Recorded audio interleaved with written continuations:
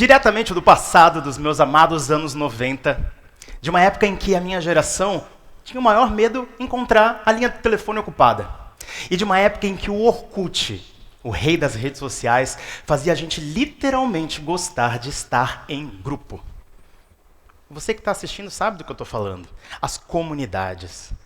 Fosse elas, eu odeio acordar cedo, eu amo a minha mãe, eu nunca terminei uma borracha, eu colho flores, Tony Ramos. Queria sorvete, mas era feijão. O Orkut não conhecia a palavra cancelamento. Não conhecia a palavra hater. As avaliações eram obrigatoriamente positivas de todo mundo. E os comentários eram praticamente declarações de amor e de amizade. Fato é que, andando aqui pela época de vocês, e vendo a forma como vocês estão se relacionando, eu juro que eu não consigo entender como as coisas chegaram nesse ponto. Na minha época, a gente tem disposição para se conectar, mas não essa conexão de escada da internet gratuita. Alcançar mais pessoas. Na época de 1990 e pouco, as pessoas ligavam para o Disque Amizade, 145. Serviço telefônico que pela bagatela de 48 centavos por minuto descontado em conta telefônica, você era conectado aleatoriamente com um mundo de pessoas. Dali podia sair até casamento. Mas eu sei que o melhor, e vocês vão se identificar com isso, é quando eu estou sentado lá na minha sala, assistindo minha TV, e do computador conectado lá no quarto vem aquele barulhinho que faz assim, ó. E eu sei que alguém mandou uma mensagem no ICQ para mim. Aliás, na minha época, todo mundo ama receber mensagens. Vocês, eu tenho certeza que aqui metade já desativou esse tique azul aí desse tal de WhatsApp que vocês usam, só para poder não dar bandeira de que vocês já visualizaram, mas não necessariamente estão a fim de responder, certo? E aí passa 5, 10, 30 dias e vem aquela mensagem, desculpa, eu tinha achado que tinha te respondido. Pois é. Na minha época, a gente tem só disposição. Na de vocês, vocês têm uma tecnologia tão incrível, tão completa. E as pessoas parecem que estão mais se afastando do que se aproximando. Um convite para café já dá um dor no ciático de vocês, que, pelo amor de Deus, a pessoa já fica, não, claro, vamos marcar. Me manda uma mensagem no WhatsApp, eu te respondo. E a culpada não é a tecnologia, não, tá? O fato é que as pessoas pararam de gostar de pessoas. A régua social de todo mundo está baixíssima. E aí, isso me faz perguntar para vocês o seguinte, quando é que foi, nos últimos anos, que ficou tão difícil gostar de gente?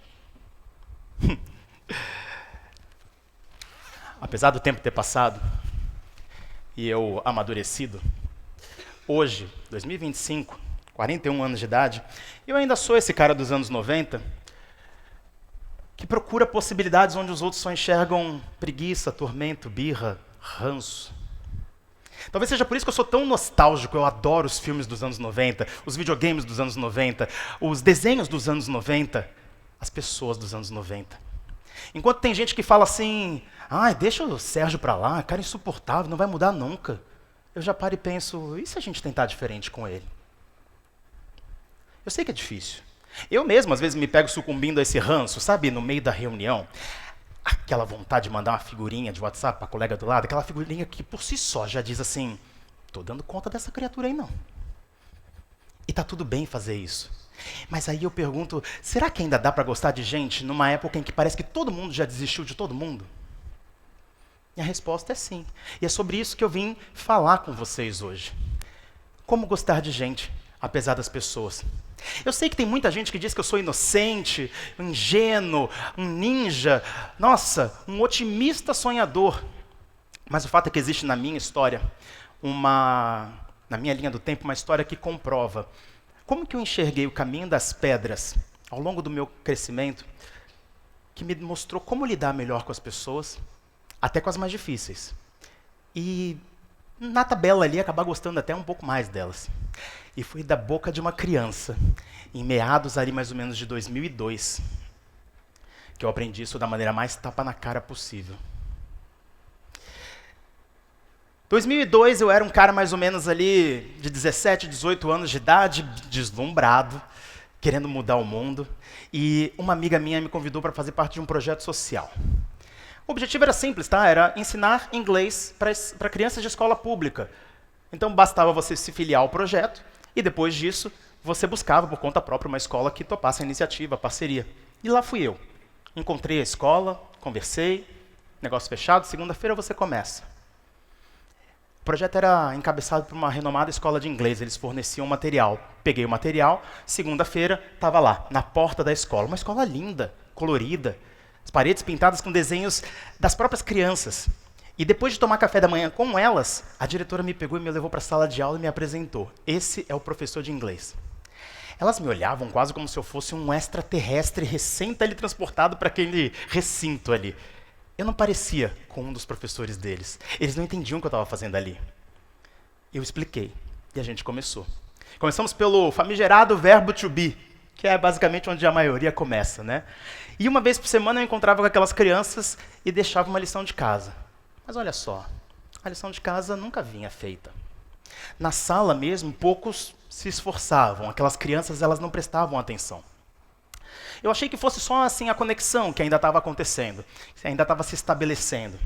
Então eu decidi o seguinte, eu vou tirar o foco desse lance de lição de casa logo de cara, vou colocar o meu foco na qualidade de aula. Afinal de contas, são crianças, vamos tornar isso aqui divertido, certo? Na época passava no Canal 4 uma série do Superman, e era uma série muito famosa. A música de abertura era muito popular. Eu peguei aquela música e falei, eu vou levar isso para dentro da sala de aula. Aí eu trabalho algumas palavras com aquelas crianças, eles vão adorar. Só que não. Para aquelas crianças eu acho que eu estava falando grego, nem inglês, nem português. Grego. A conexão de fato não estava se estabelecendo. Até que numa das aulas, no meio de uma explicação de uma matéria, uma criança, bem no meio da sala de aula, ela levantou a mão e perguntou assim, professor, por que a gente está aprendendo isso aqui se a gente nunca vai usar? Aquilo despertou um lado motivacional meu, e eu virei 18 anos achando que sabia todas as respostas. Imagina, para você ter uma segunda língua, né, como habilidade no seu currículo, te ajuda até a conseguir um emprego melhor no futuro. E ela ainda de mão levantada, olhou para mim e falou, professor, mas que emprego? Meu pai e minha mãe não têm emprego, por que eu vou ter? Para aquela pergunta eu não tinha resposta. E não é quase isso sempre que a gente faz com as pessoas ao nosso redor? A gente tenta empurrar o nosso ponto de vista, vender a nossa ideia quando as pessoas têm zero referência daquilo ao nosso redor? E o que eu estava fazendo ali era medindo desde o primeiro dia as pessoas com a minha régua, com a minha perspectiva de vida, com as minhas experiências. Quando eu tinha que ter entrado ali desprovido de qualquer tipo de preconceito sobre onde eu estava me colocando, como uma criança daquela realidade enxerga a vida, enxerga o futuro. Ali eu tinha entrado para dar uma lição. Mas quem tomou a lição de fato fui eu. Aquela criança, na inocência crua da infância dela, ela me deu literalmente uma rasteira de sabedoria e eu caí bonito no chão das minhas próprias expectativas. Expectativas que eu descobri ser um dos pilares cruciais para quem quer se conectar melhor, para quem quer lidar melhor com as pessoas e construir um relacionamento. Expectativa é tipo o seguinte, gente. É um contrato que só um lado assinou. O outro sequer pegou na caneta. É tipo aquele seu crush da escola, sabe? Que você insistia que namorava. Só que aí a pessoa mesmo não fazia ideia daquilo. Ela não tinha recebido a ata da reunião que aquilo ficou decidido, sabe? Tem gente que brinca que fala que prefere criar codornas a criar expectativas. Eu até entendo a brincadeira, que dizem que no final, com codorna pelo menos você tem ovinhos. Com expectativa você tem decepção. Mas eu não acredito nisso de verdade. Eu acho que não tem nada de mal criar expectativas, nem mesmo em relação a outras pessoas. Desde que você saiba que expectativa você está criando. Se o seu marido passou longe da fila da coordenação motora, da disposição, por que você está esperando até hoje que ele bote aquela bendita daquela prateleira na parede? Que ele conserte aquele dito daquele chuveiro? Seu chefe, sua chefe não ri nem com meme de gatinho, capivara, e você está esperando que ela aleatoriamente seja agradável com você no corredor, que distribua sorrisos na área do café. Quando a gente sabe exatamente o que esperar das pessoas, o que elas podem entregar, o que elas não podem entregar, dificilmente a gente se decepciona. E esse é o mal da maioria dos relacionamentos fracassados do nosso dia a dia. Falta de alinhamento. Pois é. Aí você vai me perguntar assim, Eu conheço minha mãe, eu conheço meu pai, eu conheço meu melhor amigo, minha irmã.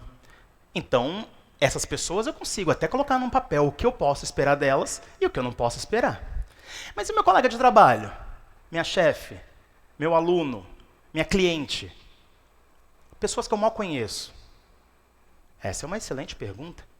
E não tem como mesmo você saber mais sobre essas pessoas, a menos que você tenha interesse real e saber mais sobre o mundo delas. Ali naquela história, para eu acabar criando a expectativa errada, faltou querer saber mais sobre o mundo daquelas crianças. Me faltou curiosidade. Curiosidade que é a segunda palavrinha desse pseudo-manual de como gostar de gente. Curiosidade não é você querer saber quem foi aquele cara que subiu no apartamento da Márcia ontem à noite, que você viu lá na câmera do prédio. Curiosidade é você se importar com o que importa para outra pessoa. O que motiva ela? O que tira ela todo dia da cama com vontade de fazer alguma coisa acontecer? Qual foi a última vez que você ouviu mais do que você falou? Ou melhor, qual foi a última vez que você conseguiu ouvir uma pessoa falar por inteiro, sem terminar falando assim, isso aí que você está falando, mas não é nada demais, isso aí acontece comigo o tempo todo, tiro de letra. Curiosidade é uma ferramenta estratégica. É você falar assim, o que será que ela carrega dentro dela, ao invés de falar, por que a Márcia é desse jeito? Meu Deus do céu. E esse é o ponto de virada. Não só na minha história com as crianças, mas na história de qualquer na história de qualquer pessoa que queira se conectar melhor com os outros. Você só consegue entender o outro quando você para de fazer ele caber na sua perspectiva. Quando você tenta parar de mudá-lo. Gostar de gente exige que a gente pare de querer ser o centro da história o tempo todo, até porque isso é cansativo, gente. Ali eu tinha entrado para ensinar. Mas, na verdade, o que eu estava fazendo era me forçando a caber num lugar que eu não pertencia. Aquelas crianças também não sentiam pertencer ao futuro, que eu estava empurrando goela abaixo para elas. E quando a gente fala de pertencimento, a gente está falando de origem, de identificação. Pertencimento é aquele lugar seguro, que você pode ser quem você quiser ser, você pode falar o que você quiser falar, mesmo que alguém discorde de você, porque essas pessoas, por mais que discordem, fazem parte do seu círculo, elas te respeitam. Esse é o lugar onde a gente pertence. Você, no seu espaço seguro, consegue saber, por exemplo, o que faz você fazer o que você faz. O que faz você reagir como você reage, tomar as decisões que você toma. Até porque essa história de enfiei o pé pelas mãos é balela. Ninguém enfia o pé pelas mãos. Todo comportamento tem um ponto de origem, tem uma coisinha na sua bagagem, que é pensada ali na hora. Você tem seu espaço seguro. A outra pessoa tem o espaço seguro dela.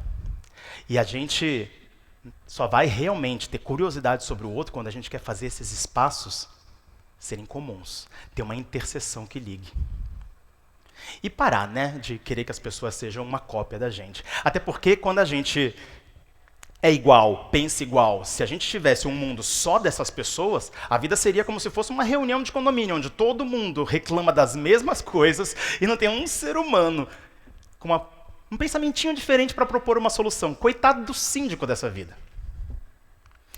E aí eu entendi que o mapa completo para passar um mínimo de esforço para se conectar e criar um relacionamento mais autêntico vinha dessas 3 palavrinhas: expectativas corretas, curiosidade e pertencimento. Toda vez que alguém vem perguntar para mim por que eu continuo insistindo em gostar de gente, eu tiro o meu lado veríssimo do bolso, dou uma respirada funda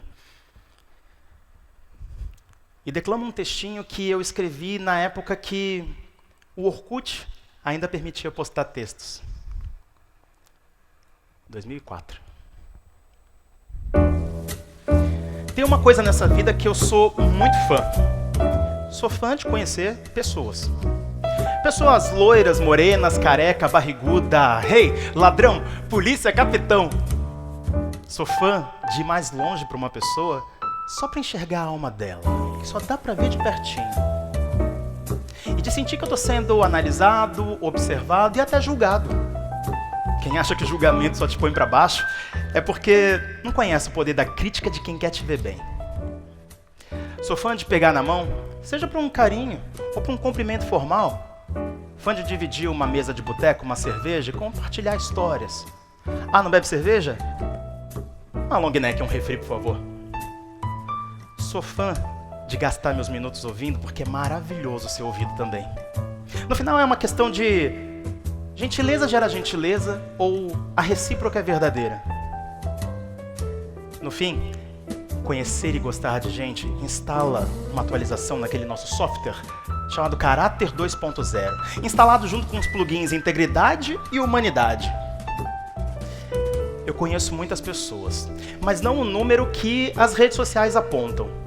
Eu conheço muitas pessoas, porém não o suficiente. E eu vou continuar conhecendo pessoas. Pessoas que valem a pena ser ouvidas. E talvez, depois de hoje, vocês também passem a ouvir diferente. Prazer, meu nome é Felipe. Quem é você? Obrigado.